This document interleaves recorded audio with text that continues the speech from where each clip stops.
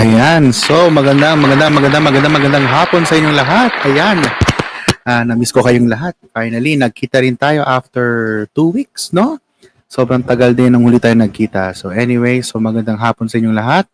Especially ulit sa ating mga grade 6 students at sa lahat ng mga nanonood sa ating DepEd Itulay online tutorial. So alam nyo na, pag every Friday is Mathematics Day. Ayan. So ako nga pala ulit, ang inyong tutor ngayong hapong ito. Ako nga pala si Tutor Andre at kasama ko rin sa aking likuran ang ating direktor na si Tutor Prince at kami ang inyong mga kasama for DepEd Itulay online tutorial for grade 6 Mathematics. So bago muna tayo magsimula ng ating live session ay hayaan nyo munang batiin ang mga manonood sa ating DepEd Itulay FB page. Ayan. So, si Gwyneth Angeline Tolentino, good afternoon po. Watching from Aurora Quezon Elementary School, STO Quezon City. Ayan. Si Kevin Martin Doluntap, good afternoon po. Watching from Sorsogon East Central School, Sorsogon City. Grade 6 SSES Advisor, si Ma'am Jessica Ramiscal. Ayan. Si Aliana Bravo, good afternoon po. Watching from Gamu Central School, Grade 6 Mahogany. Ayan. Si Dayan Tuazon, good afternoon po. Si Flodifel Cruz, good afternoon po. Ayan. Si Francis Joseph Cruz, mula sa Rufino Cruz Memorial Elementary School, SDO Bulacan, District of Pulila, ng kanyang teacher. Sa math ay si Ma'am Melanie A. Cabarubias at ang principal si Ma'am Rio Bernadette Tovera. Siya ay grade 6 Venus. Ayan. Si Eds Lawrence C. Datuin, good afternoon. Watching from Basista Central School. Ayan. At sino-sino pa? Si Eliza Jane Atrihinio, good afternoon po. Grade 6 pupil watching from Malasin Elementary School, SDO City, Ilagan, Isabela. Ang kanyang advisor ay si Ma'am Joan Agustin Darbin. Ayan, good afternoon, Eliza. Ayan. Of course, nandito rin yung ating mga ibang mga students.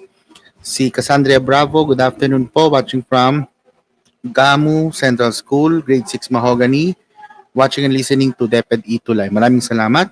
And of course, si Arian May Zacarias is watching today. Okay, so for our session this afternoon, so tayo ay nasa quarter 4, week 3 na ng ating grade 6 mathematics live session. At ang ating lesson for today is about solving problems involving water and electric consumption. Ayan. So, mahalaga ito na malaman natin kung paano tayo kumuha ng water and electric consumption, especially na sa pang-araw-araw natin na gawain ay gumagamit tayo ng water and electricity. No? So, titignan natin. So again, kami ni Tutor Prince, ang Prince of Math, at ako naman ang inyong math base, si Tutor Andre. Ang palagi ninyong mga kasama every Friday from 1 o'clock to 1:40 p.m. via our FB and YouTube pages, DepEd EdTech Unit, DepEd Tayo, DepEd Philippines, DepEd EdTech, at DepEd TV. Maraming salamat po. Okay. So again, salamat din sa ating mga division office for lending us the module that we are going to use for today sa ating development team. Maraming salamat po sa inyo mga ma'am and sir. Ayan. So what are the objectives of the lesson for today? So at the end of the session, you will be able to read and interpret electric and water consumption. And of course, itong pinakamahalaga sa lahat, solving routine and non-routine problems involving electric and water consumption. Ayan. So, tingnan natin. So, hopefully, ay maintindihan ninyo ang ating lesson for today. Okay, now. So, bago muna tayo magsimula, ay hayaan nyo munang i-congratulate natin ang mga naging solvemates natin for quarter 4. Okay, quarter 4, week 2. So, that is last week, 2 weeks ago. So, sino-sino nga ba yan? Ayan, so sila ay sina Jeric Johan S. Ramirez, si Henry Stephen P. Kadapan, Nerwin P. Negal Jr., Gracie N. Kionisala, si John Vincent A. Gadi, si Ian Gail R. Dilay, si Kevin Martin J. Doluntap, Alessandro B. Sandoval, Maria Erian May B. Zacarias, Adrian Ray D. Rivera, Gerald R.V. D. Cantor, at si Cassandra C. Bravo. Ayan. Congratulations sa ating mga naging soulmates nung quarter 4, week 2. Okay. So, simulan muna natin ating lesson, grade 6 students, sa reading electric meter. So, kayo ba ay may electric meter sa bahay? So, obviously naman, kinakailangan natin na magkaroon tayo ng metro ng kuryente sa ating kabahayan. So, hindi uso ang jumper, di ba? Bawal po ang jumper. Okay. Now, so as you can see, we have the illustration. So, that is the electric meter. Ito yung tinatawag din natin na electromechanical meter. So, electromechanical meter. So, ano nga ba ang purpose ng electromechanical meter na yan? So, sa electromechanical meter, there are 5 dials and inside each is a pointer which indicates the number to be read. Ayan. So, usually, sa isang electromechanical meter ay meron tayong 5 dials. So, we have A, B, C, D, and E. And kada dial ay may pointer na nag-indicate kung ano yung number ng kailangan natin basahin para malaman natin kung paano magbasa ng electric meter. Okay. Ayan yung dials. Ayan.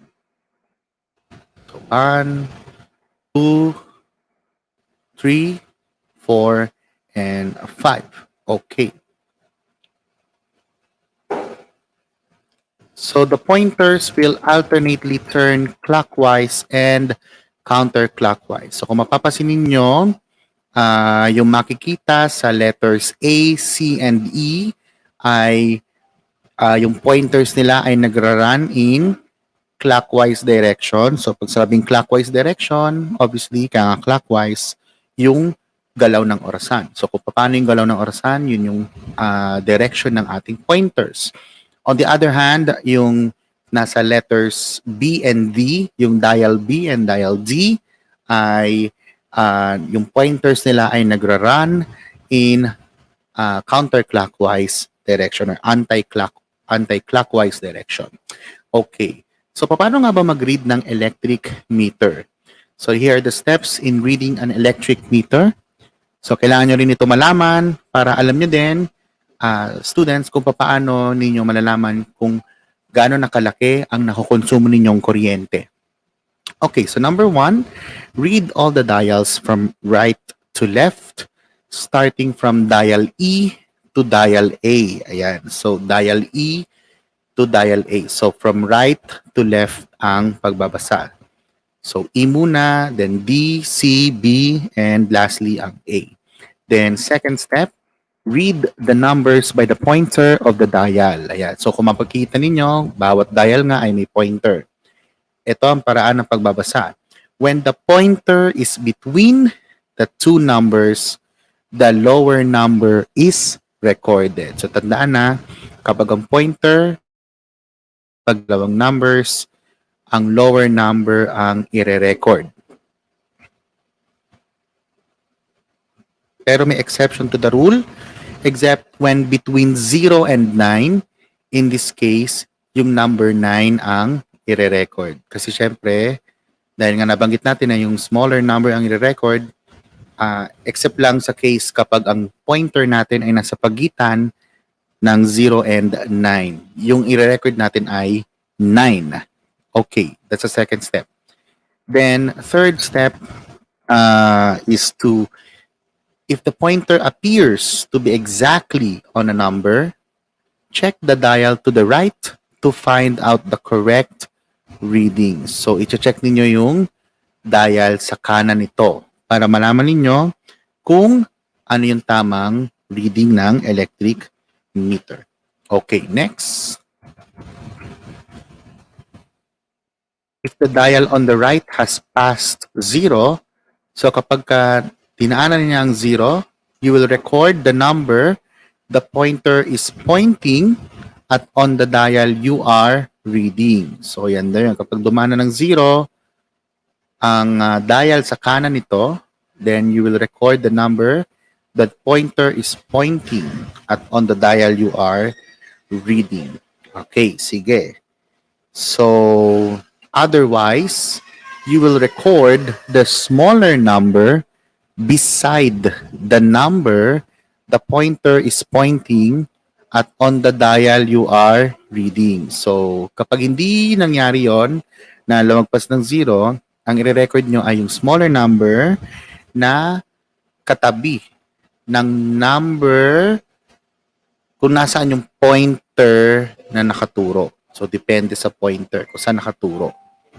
Okay? So, yun po yung rule sa pagbabasa ng electric meter. So, tingnan natin. So, given this electric meter, sige nga, sino kaya ang makapagsasabi ng electric meter natin? So, again, that is read from right to left. Okay, so ano kaya ang reading natin ng electric meter na yan? Sino kaya ang makapagsasagot? Sige, hintayin natin ang comment ng ating mga students. So again, natatandaan nyo lang, ang laging tinitingnan ay yung dial sa kanan. Kapag nag-pass o lumagpas na ng 0 yung pointer, that's the time na yung mismong number na katapat ng kamay ang babasahin. Kapag naman between two numbers, always read the lower one o yung smaller one, except sa 0 to 9, ang babasahin doon ay yung 9. Okay, sige. Ano kaya yung sagot natin? May sagot na ba tayo? So I'm still waiting for your answers.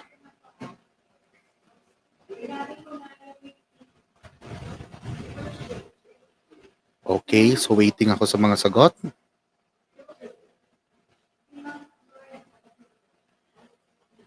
I'm still waiting for your answers. 54794 kilowatt hours daw, sabi ni Dayan Suazon. 54794. Okay. Sige, may other answers kaya? 54794 daw.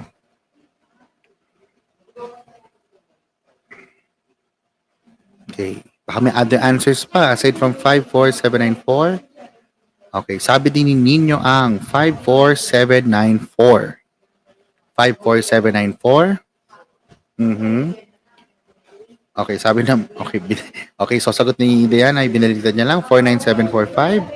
Okay, so many different answers, no? So, medyo may confusion lang ng konti. Okay, so, okay, sabi ni Kevin Martin ay 54794 din. 54794. Okay, sabi naman ni Gwyneth Angeline ay 53794. O, 53 daw, 794. Sabi ni Flodifel Cruz, 54794. Si Roxeline Adirolf ay 49745. So, ano kaya ang tamang basa dyan? O what's the correct reading? Okay, so unahin natin again from right to left. So, yung una sa letter E, that is 4. Okay, so 4, no? Then, sa letter D ay 9. Ayan. So, bakit 9? Kasi almost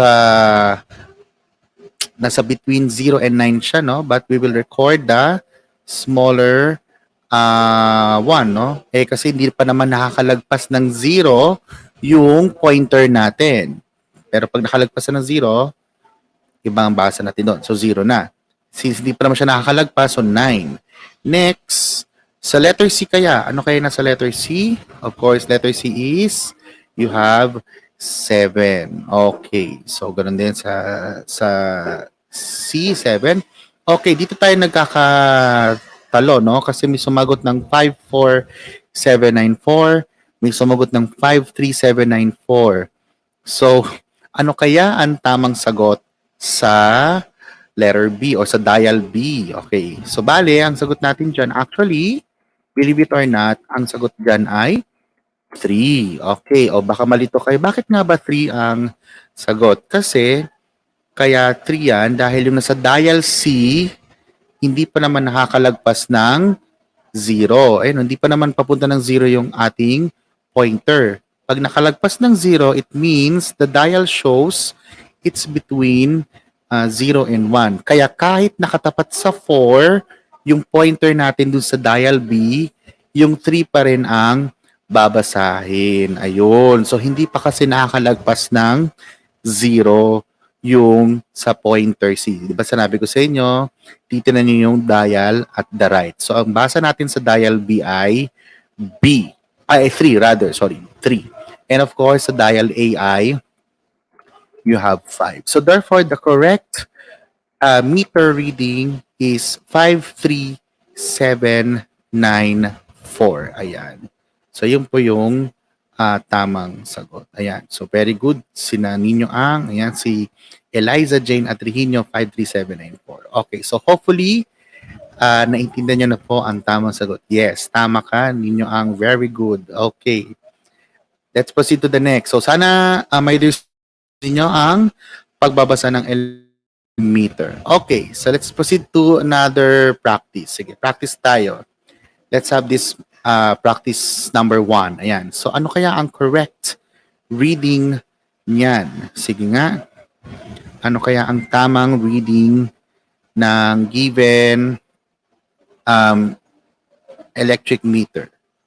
Sige. Sino kaya ang makapagbibigay sa akin ng tamang sagot?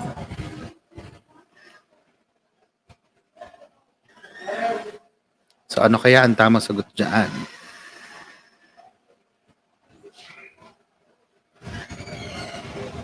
Anyone? Sige, I'll be waiting for your answers. Titignan natin. Okay, sabi ni Gwyneth Tolentino ay 07415. 07415. Okay. Sabi ni Flodifel Cruz, 07515. So, talagang nagkakaiba. Medyo nagkakaiba ng mga sagot. So, sige, hintay pa tayo. Okay, sabi naman ni Nino Ang, 07415. Sabi ni Cassandra Bravo, 07415. Ganon din si Diane Tuazon, Adrian Ray, Eliza Jane. Si Eliza Jane naman ay 07515. Si Trisha Lorraine Paguyo, 07415. Roxylene Adirolf, 07415. Sige, say natin ha. So again, so the first one, so right to left muna tayo ha, my dear students. So sa dulo muna, so you have 5. Of course, sakto. Then next is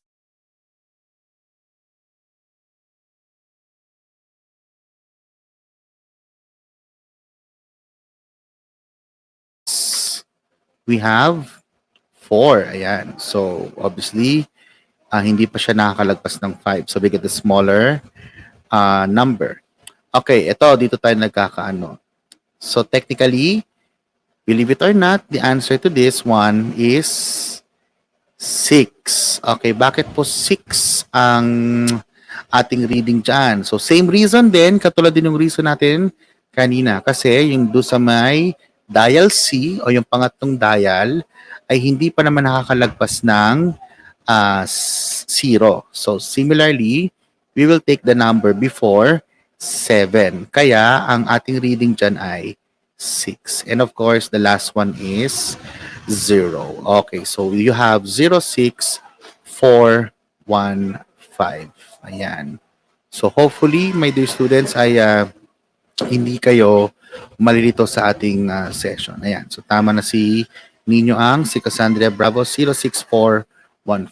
Okay, sige. So hopefully, naintindihan nyo na, my dear students. Sige, let's have another one. Okay, baka kailangan pa ng more practice. Okay, sige. Ano kaya ang tamang electric meter reading dyan sa nakikita niyo sa screens? Ayan. So we have what? Ano kaya ang tamang electric meter reading natin?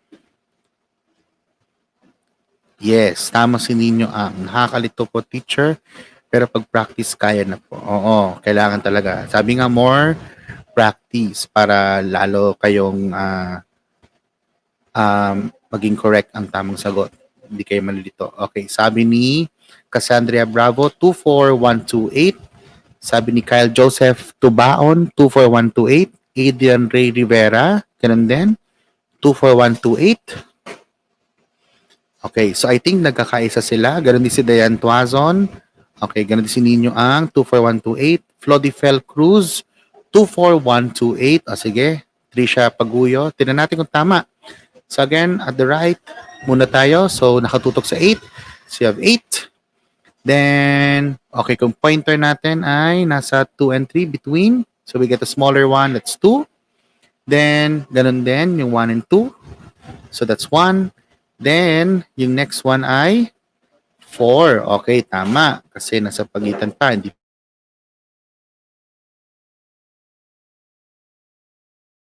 So it's 2. So therefore, the final answer is 24128. Okay, so everybody got it correctly. Very good. Ayan. Magagaling ng ating mga grade 6 students. So hopefully ay nakuha niya na. Okay, sige, let's try another one. So we have this next one. Okay, ano kaya ang correct electric meter reading? Ayan, sige nga. Check na natin yan. Very good. Okay, sabi ni Ninyo Ang, yay, tama ako. Very good, Ninyo Ang. Good job. Keep it up. Okay. Sige, ano kaya ang correct meter reading dyan?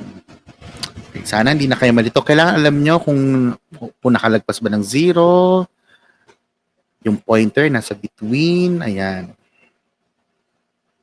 Sige.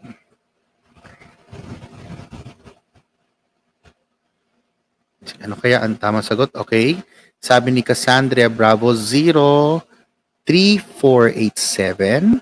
Sabi naman ni Eliza Gina Trujillo, 03486.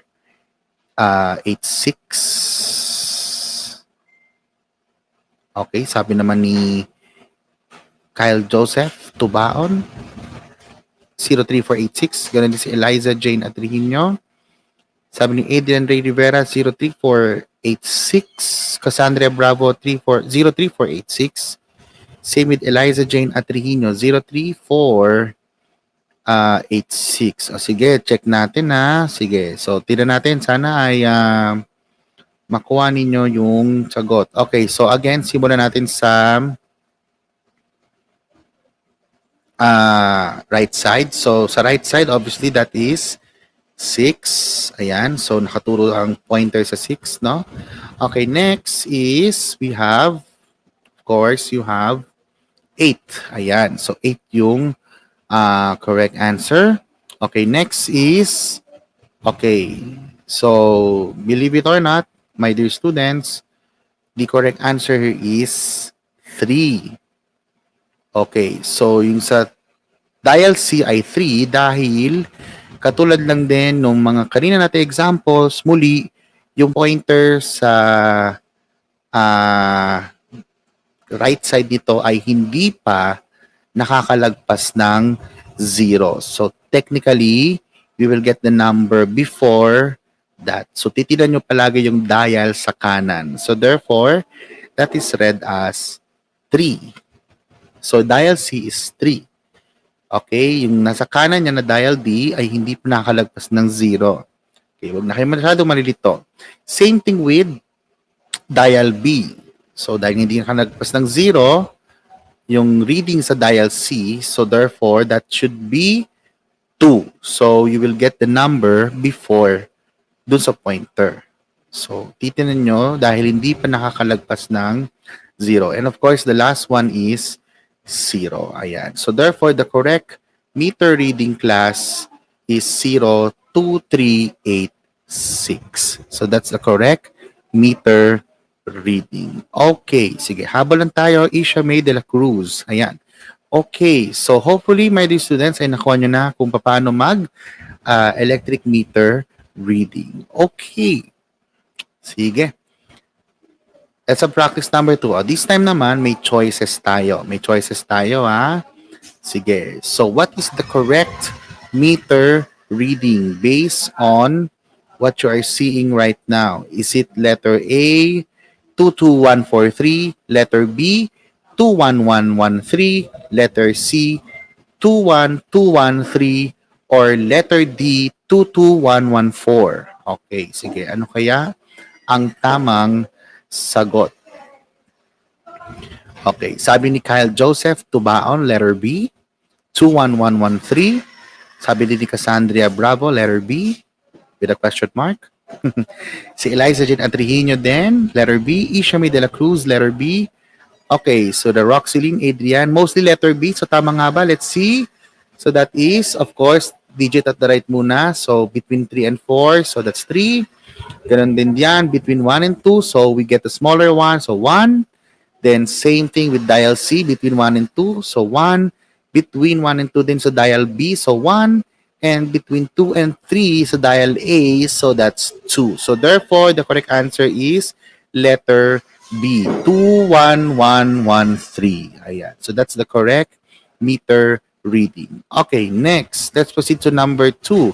What is the correct meter reading? Is it letter A, 09382, letter B, 10392, letter C, 11382, or letter D, 19492? Okay, sige, I'll be waiting for your answers. So again, what is the correct meter reading? Sagot ni Cassandra Bravo ay letter A. Ganon din sina Kyle Joseph, A. Eliza Jane, A. Kevin Martin, Duluntap, A din. Isha May, letter A. Okay, so mostly naman letter A. Sige, sina Dayan Tuazon, Roxylene, Kevin Martin. Okay, letter A nga. Adrian Ray. Tignan natin kung tama. So let's start again from the right. So reading from right to left. So una, so obviously between 2 and 3. So technically we get a smaller one. So 2. Okay, so ganoon din dito. So take note. That's 8. So hindi pa nakalagpas ng 0, ha. So therefore we get 3 here. And here we have 9. So hindi pa nakalagpas ng 0. And then of course the last one is 0. So therefore the correct reading is letter A. Very good. Ayan. So 09382. Okay. Next. Now, after we read electric meter, let's now solve problems involving electric consumption. Sige, tingnan natin kung naintindihan ito. Okay, let's have this word problem.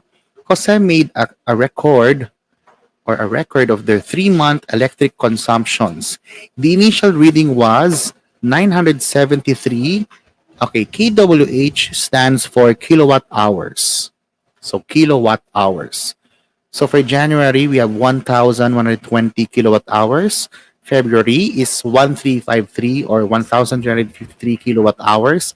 And for March, we have 1,512 kilowatt hours. So take note, So you have the given problem. The question is, assume that the basic charge for the first 30 kilowatt hour is 120 pesos and an addition 6 pesos per succeeding kilowatt hour. So sa unang 30 kilowatt hours daw, ang babayaran mo ay 120 pesos, then magdadagdag na ng 6 pesos sa mga susunod na kilowatt hours or kWh. The question is, letter A, how much did Jose have to pay in each month?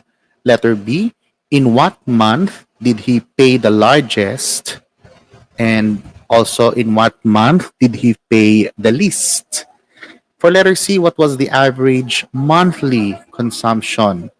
So, isa-isay natin yan. Okay, let's start with the given. Of course, we all know that the given are the following. Ayan, shown on your screens right now. So make sure that you all know the given information. Okay, then, aided question there, of course. How much electricity was consumed in each month? So kinakailangan alam mo o alam natin kung ano yung nagastang kuryente o yung nakonsumo rather na kuryente sa kada buwan. Okay, so again, paano natin malalaman yung nakonsumong kuryente sa bawat buwan? Okay, so therefore, you will make a table there. So you indicate each month. Then you have there the electricity consumed in kWh or kilowatt hours. Okay, so how do we determine the electricity consumed in January? So, para natin malalaman. So, to know or to determine the electricity consumed in kilowatt hours for January, what we're going to do is to subtract the present reading from the previous reading. So, for January, of course, kung January ang consider natin, the present reading is 1,120 kilowatt hours. And of course, the previous reading is the one before January, which is the initial reading, yung 973 kilowatt hours. So therefore, we subtract 1,120 kilowatt hours by 973 kilowatt hours. So that is 147 kilowatt hours. So that's the electricity consumed for January. Okay. Then how are you going to determine the electricity consumed for February? So, paano nyo malalaman yung nakonsumong electricity sa February? So, anong gagawin niyo? So, same thing. So, we will do the subtraction. So, we subtract the present reading by the previous reading. So, yung present reading is, of course, yung sa February, which is 1,353 kilowatt hours. And for previous reading, we have for January, that is 1,120 kilowatt hours. So, therefore, we subtract 1,353 by 1,120.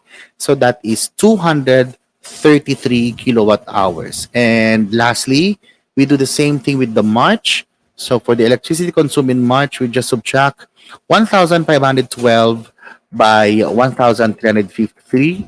And therefore, we get 159 kilowatt hours. So therefore, that is the electricity consumed in each month. Okay.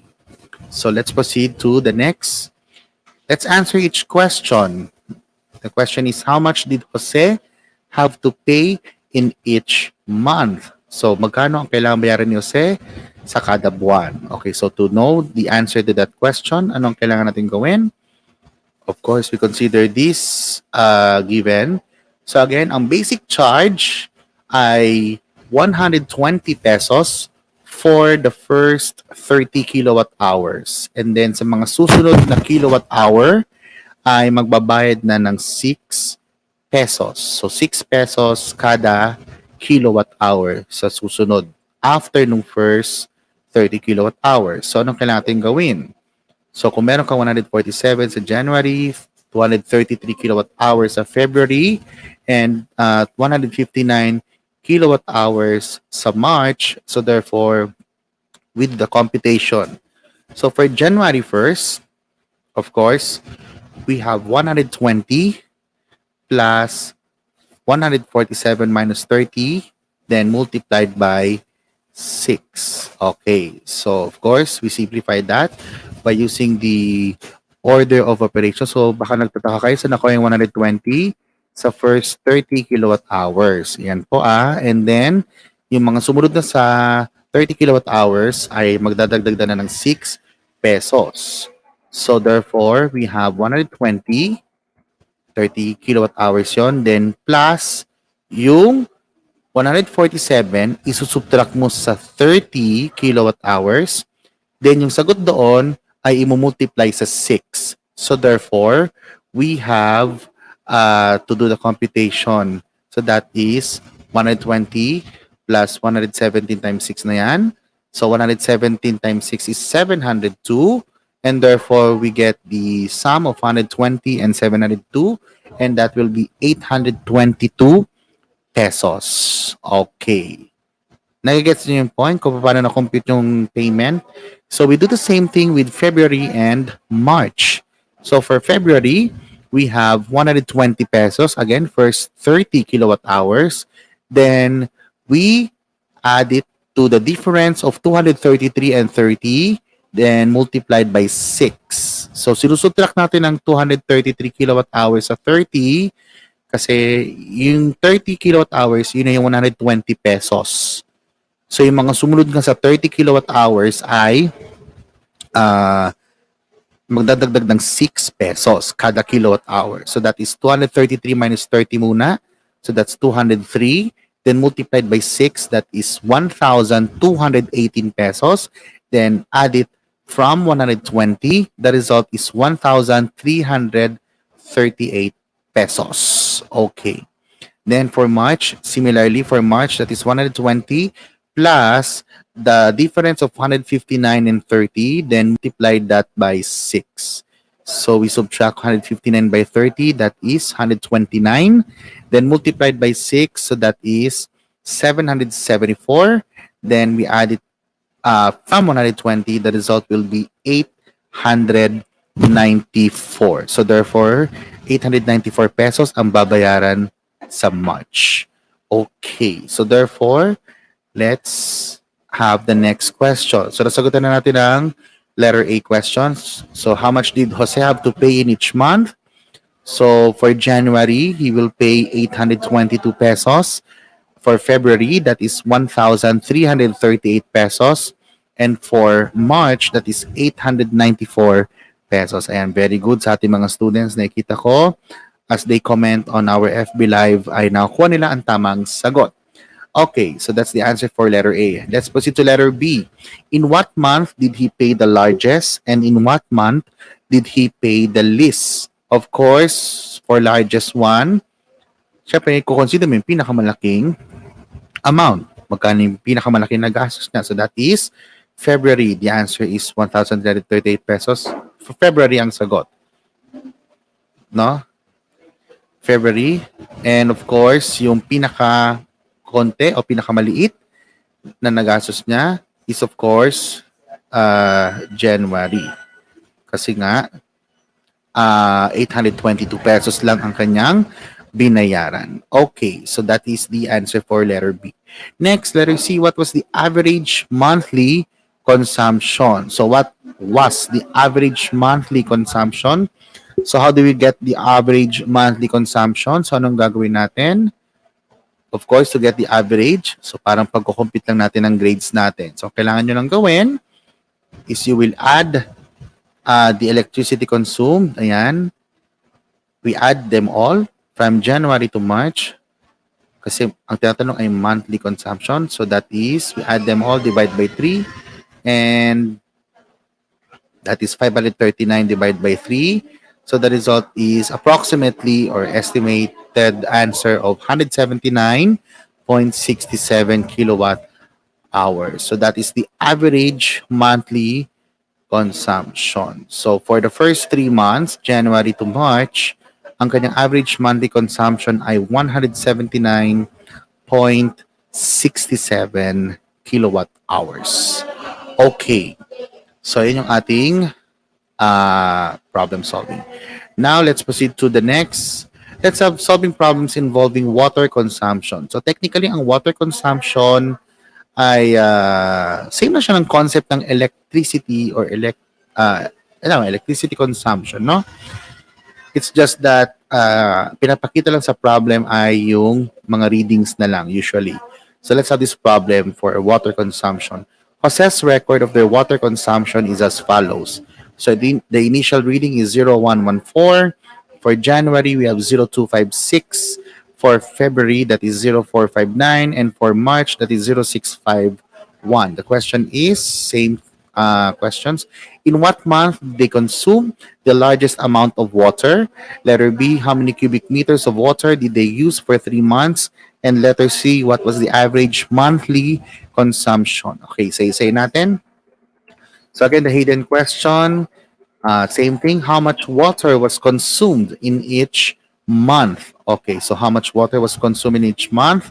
So, paano ang gagawin natin? Paano natin malalaman kung ano o kung gaano nga ba kadami ang nakonsumong tubig ni Jose? So, ganun din ang gagawin natin sa katulad ng dinigyan natin kanina sa electric consumption.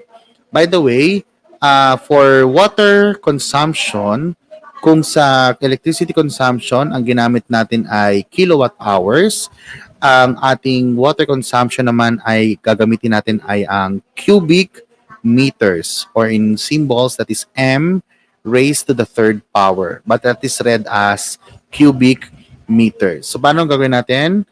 Paano natin malalaman ng water consumed in cubic meters? So same process, no? So we do the same process. So we subtract the present by the previous, no? So we subtract the present from the by the previous rather. So therefore we have for January 0256 minus 0114, that is equivalent to 142 or 0142. Same thing with February. So that is 0459 minus 0256. So that's equivalent to 203 or 0203. And for March, that is 0651 minus 0459. That's equivalent to 192. Ayan, good afternoon po. Ma'am Sai, ayan, she's watching po. Hello po, Ma'am Sai. Ayan, so 192 ang sagot. Okay, so therefore, yan yung kanyang water consumed for each month. Now, let's answer the question. In what month did they consume the largest amount of water? So, ano yung pinakamalaking amount? So, obviously, that is February. So, because we have 203 cubic meters. Then, for letter B, how many cubic meters of water did they use for 3 months? So, anong gagawin natin dyan? How many cubic meters of water did they use for 3 months? So, ang gagawin lang natin, you just simply add the 3 data there. So, we have 142 plus 203 plus 192. So, therefore, we have 537. So, the correct answer is 537 cubic meters. So that's how to compute for letter B. And for letter C, what was the average monthly consumption? So same process, just like what we did earlier.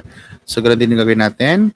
So we just simply add the 3 and we divide it by 3. So 142 plus 203 plus 192. So we all know that is 537. Then i-divide mo na lang sa 3. So 537 divided by 3.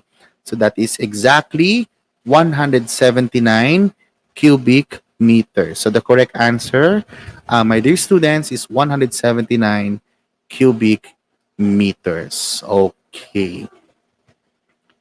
So let's practice. Ayan, kaya pa ba? May oras pa ba tayo? Okay, sige. Short time lang. Sige.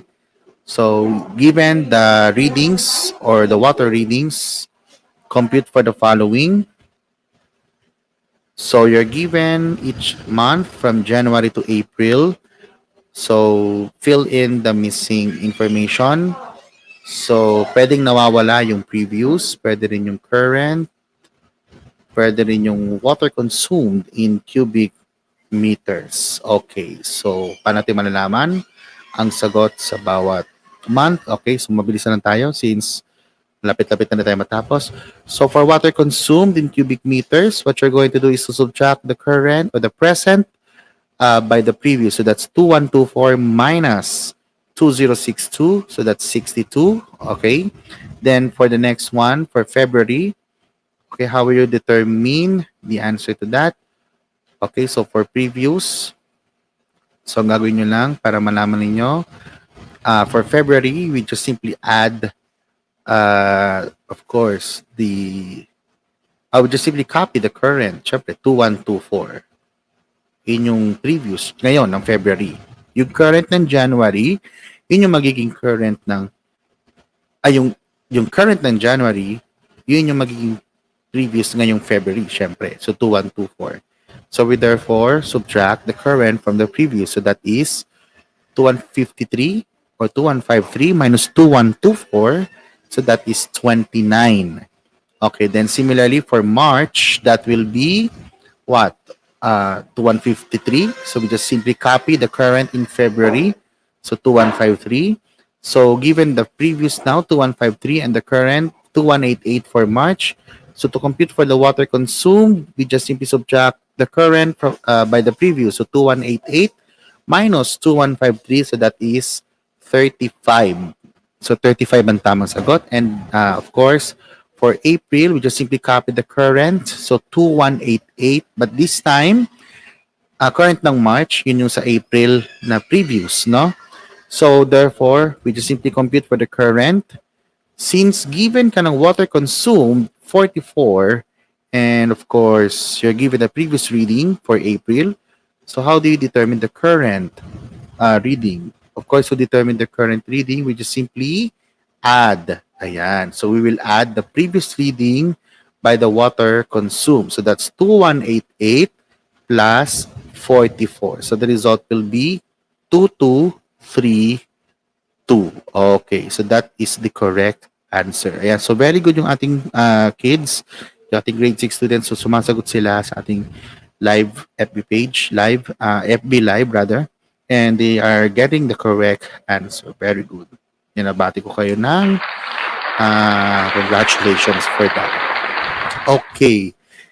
And that's the end of our lesson. So before we end, we have your homework. So this is for quarter 4, week 3. So again, in answering the homework, please use the hashtags. Hashtag Math6 Q4 week 3. So week 3 pa lang tayo. And of course, please also use the hashtags Itulay Level Up. Kakadikit po yan na lahat. So Itulay Level Up. And again, please do mention us or itag nyo kami ni Tutor Prince